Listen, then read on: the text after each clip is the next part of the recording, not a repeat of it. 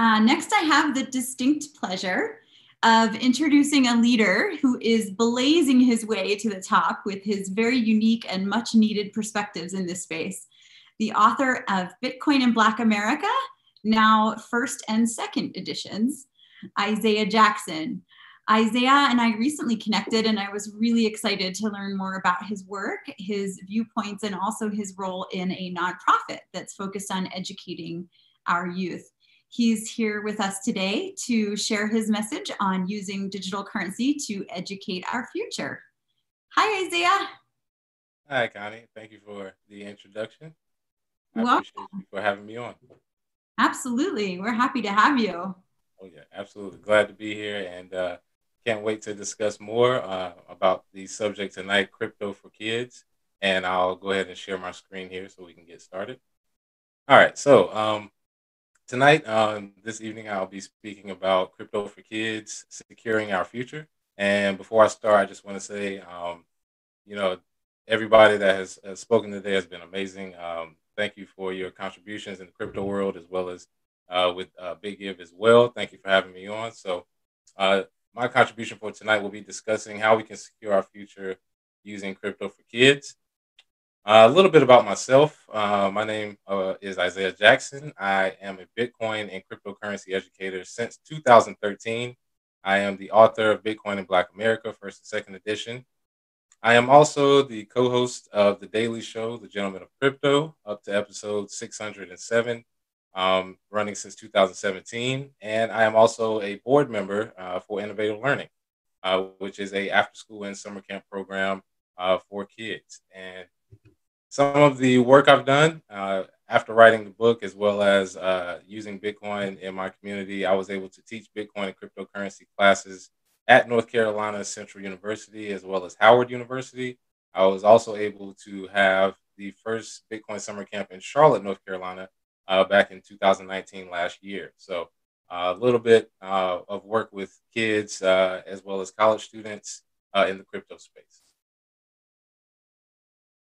So, my agenda for tonight, first, I'll discuss why crypto is for everyone.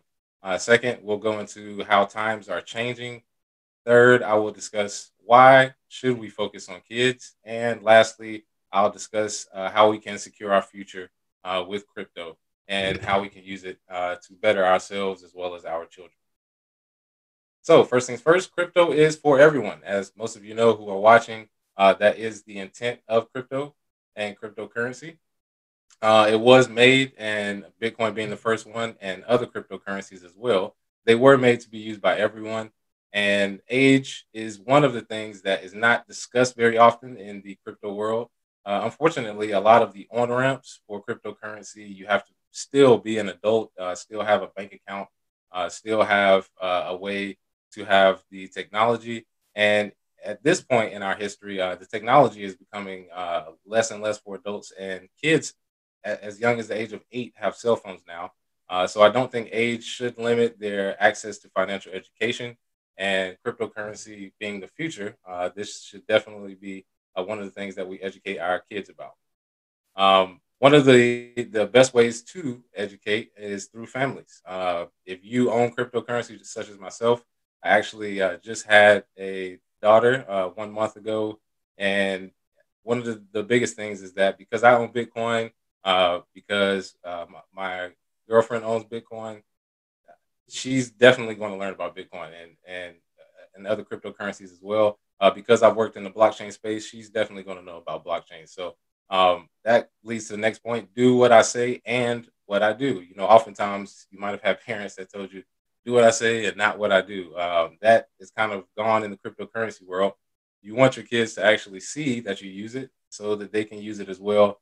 And because it is a global and social movement worldwide, one of the things cryptocurrency allows our children to interact globally, because money will be global as it is now. And because cryptocurrency is one of the subjects that will be used long term, you want to make sure that they have a good foundation. So these are some of the ways that crypto is for everyone. And times are changing. You have to admit it. At this point, some people who don't want to admit that cryptocurrency is something for the future. It's pretty much a foregone conclusion. We're here to stay. And other analysts have seen that as well. Young people have started choosing cryptocurrency. As we see here, a team of analysts at JP Morgan's Global Market are touting Bitcoin's emergence as an alternative to gold among millennials, suggesting a doubling or tripling in the price of the cryptocurrency if current trends continue. And this is just one quote from an article that shows how the younger generation may not see gold as the end all be all for store of value. So they may turn towards Bitcoin and cryptocurrencies for payments and for digital storage of value. We also see that relative to older segments of the population, those aged 18 to 34 are 3 times as likely to be at least somewhat familiar with Bitcoin as those aged 65 and over. So if we take that statistic there from this Medium article, we can basically say that the younger generation will be even more involved or even more familiar with Bitcoin, cryptocurrency, and blockchain technology.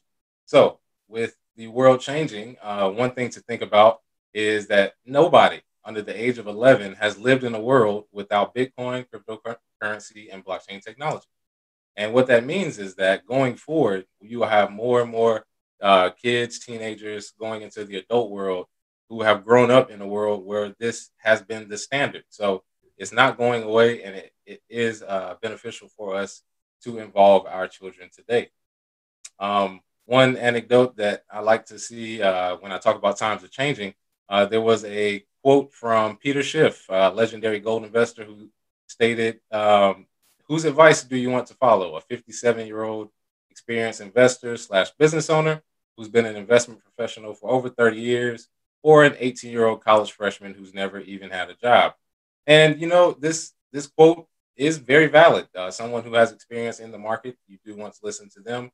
And an 18-year-old college freshman, you probably don't want to put your financial advice with them. However, when you don't understand the technology and how cryptocurrency is changing, you get results sort of like this, where since that quote on September 8th, Peter Schiff's gold investment was -4, and Spencer Schiff, his son, his investment was actually is up 77.2% today, and it kind of pushed out the Twitter meme "Okay Boomer," which is really not an indictment on age, but more of how old of thinking people are. Sometimes they just want to stay stuck in the past.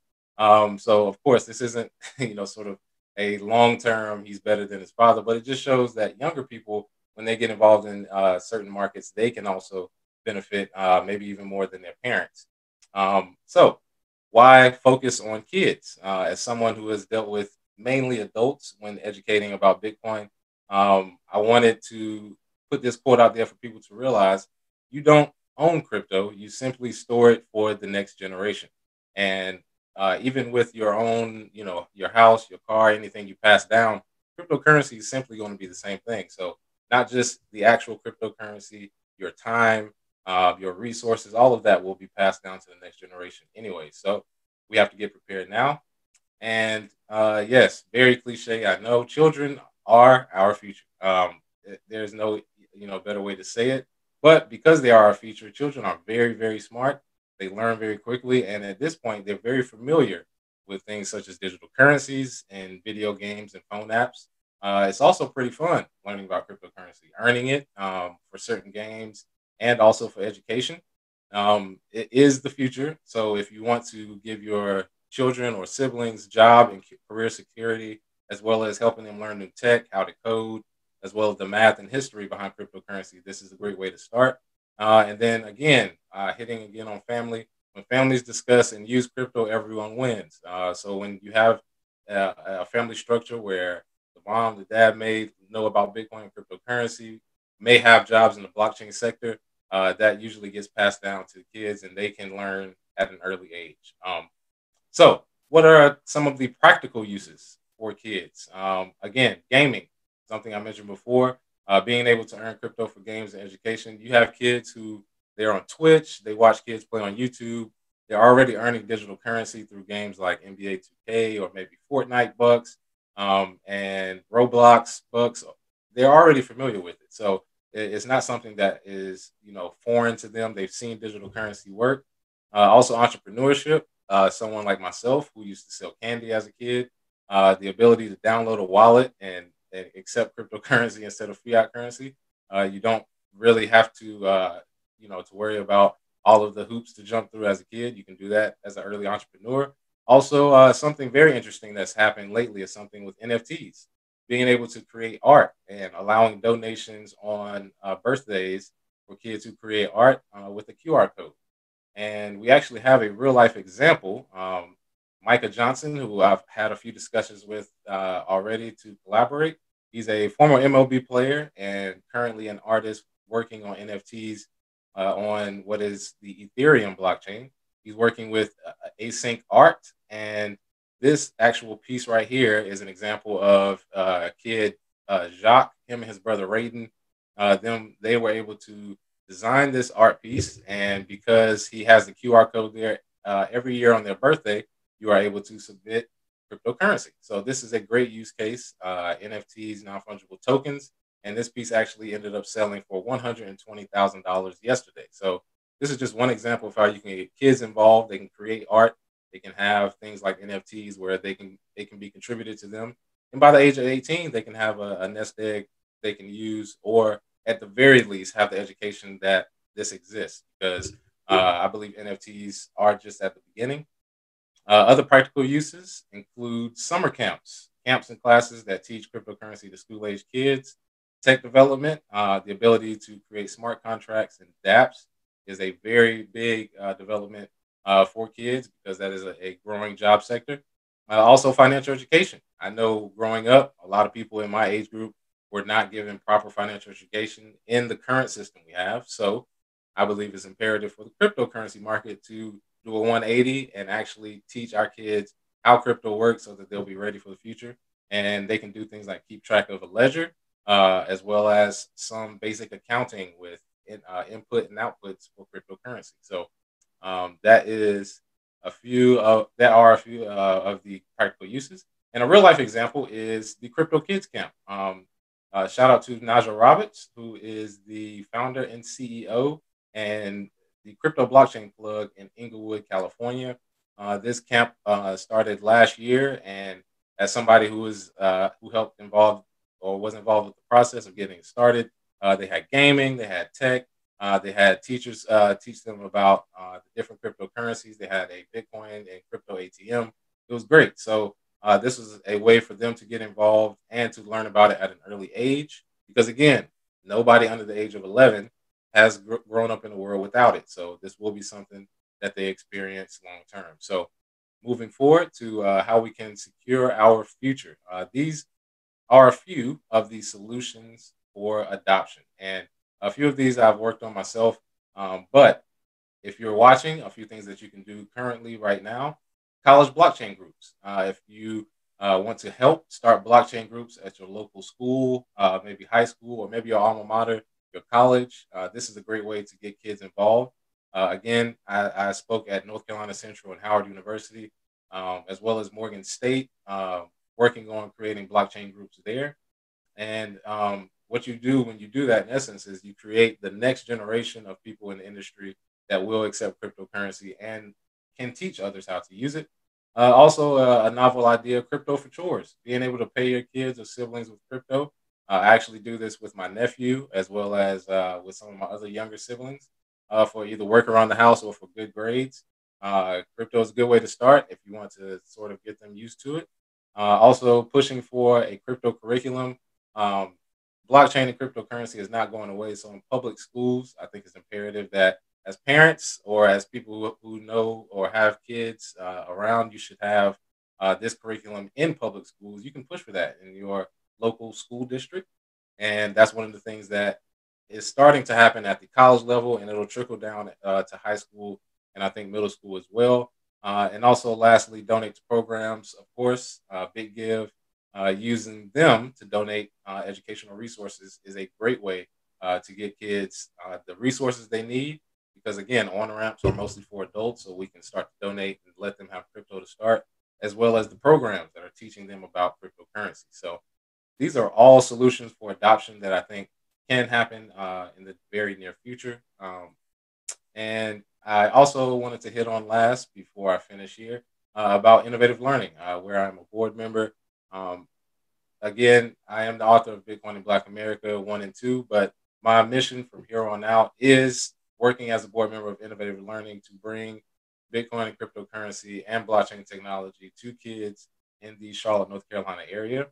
Innovative Learning was founded in 2008, and we've had the Bitcoin Summer Camp as well as adult classes already and pushing for more. We are a 501c3 nonprofit organization, and currently we're in the middle of our Give Track application with BitGive Foundation. So we are pushing for the type of programs that can get kids involved with cryptocurrency, not only just trading, but also learning about the tech, learning about the history of financial systems and how that can work for them. And that will finish my talk for today. Again, crypto for kids is something that I'm very passionate about. So I want to thank everyone for listening. If you do have any questions or comments, let's talk anytime. My email, Twitter, and my website, bitcoinandblackamerica.com, is available. So again, thank you all for watching. And thank you, Connie, for giving me the platform to speak about how crypto can benefit kids. Thank you so much. Oh my gosh. This was like jam-packed full of such amazing stuff. I haven't seen any questions come in, which is so surprising to me. Does anyone have any questions for Isaiah? I mean, he's got some amazing stuff here, shared a lot of things with us. I'm not seeing anybody having any questions. So I guess we have some extra time, so we can ame take a break. I'm not seeing anybody have any questions for you. I'm sorry. Well, that's all good. Someone just jumped up and said they have a question, but yeah, I guess everybody figured that was a great idea. Well, let's get the kids involved. Tell us more about your work with schools, I guess NC, North Carolina, Howard, etc. What are people asking about?